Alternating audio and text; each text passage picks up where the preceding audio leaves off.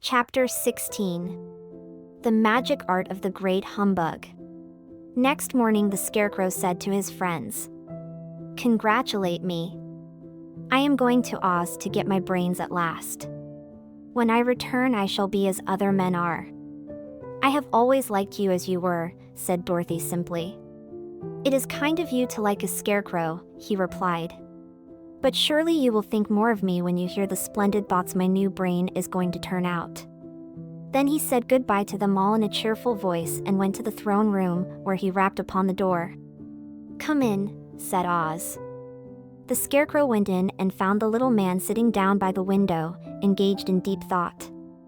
"I have come for my brains," remarked the Scarecrow, a little uneasily. "Oh, yes, sit down in that chair, please," replied Oz. "You must excuse me for taking your head off, but I shall have to do it in order to put your brains in their proper place."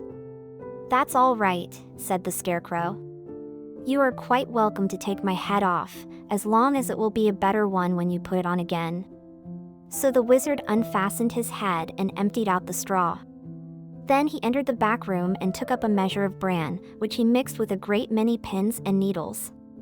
Having shaken them together thoroughly, he filled the top of the Scarecrow's head with the mixture and stuffed the rest of the space with straw, to hold it in place.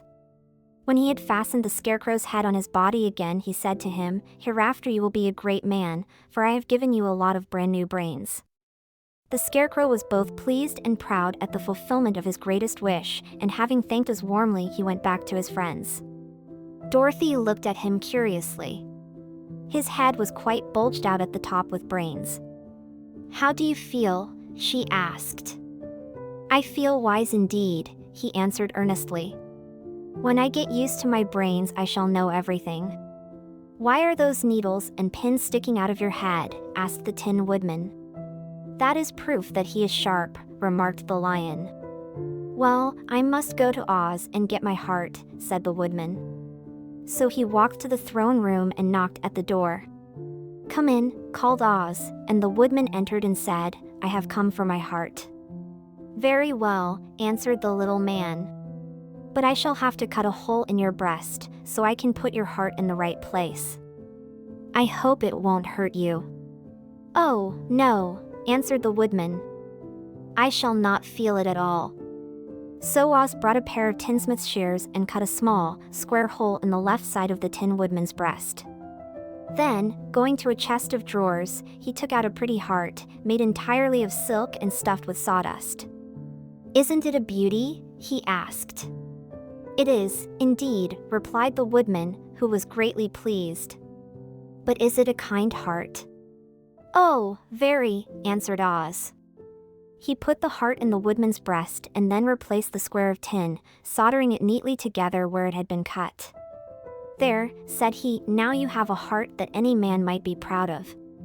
I'm sorry I had to put a patch on your breast, but it really couldn't be helped."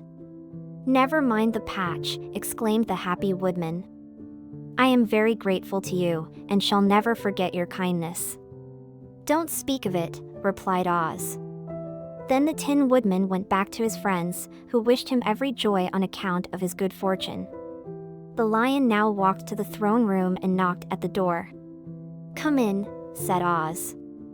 "I have come for my courage," announced the Lion, entering the room.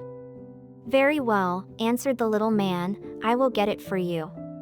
He went to a cupboard and reaching up to a high shelf took down a square green bottle, the contents of which he poured into a green gold dish, beautifully carved. Placing this before the cowardly Lion, who sniffed at it as if he did not like it, the wizard said, "Drink." "What is it?" asked the Lion.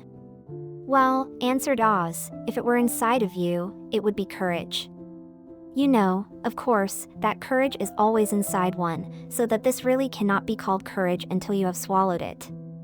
Therefore I advise you to drink it as soon as possible." The Lion hesitated no longer, but drank till the dish was empty. "How do you feel now?" asked Oz. "Full of courage," replied the Lion, who went joyfully back to his friends to tell them of his good fortune. Oz, left to himself, smiled to think of his success in giving the Scarecrow and the Tin Woodman and the Lion exactly what they thought they wanted. "How can I help being a humbug," he said, "when all these people make me do things that everybody knows can't be done?" It was easy to make the Scarecrow and the Lion and the Woodman happy because they imagined I could do anything. But it will take more than imagination to carry Dorothy back to Kansas, and I'm sure I don't know how it can be done.